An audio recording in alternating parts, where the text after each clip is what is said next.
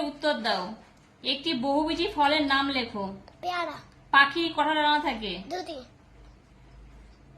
সূর্য কোন দিকে অস্ত যায়? পশ্চিম দিকে। একটি তৃণভোজী পশুর নাম লেখো। গরু।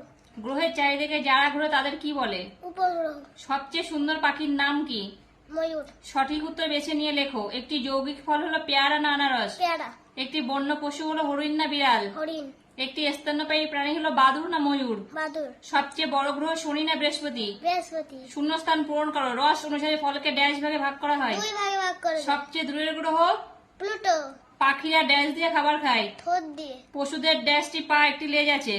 পশুদের 4টি পা, একটি লেজ আছে। পাশাপাশি মিল করো। সরস ফল?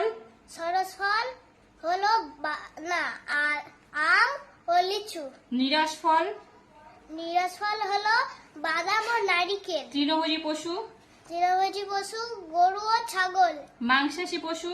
মাংসাশী পশু হলো বাঘ ও সিংহ। পূর্ণ বাক্যে উত্তর লেখো। পশু কাদের বলে?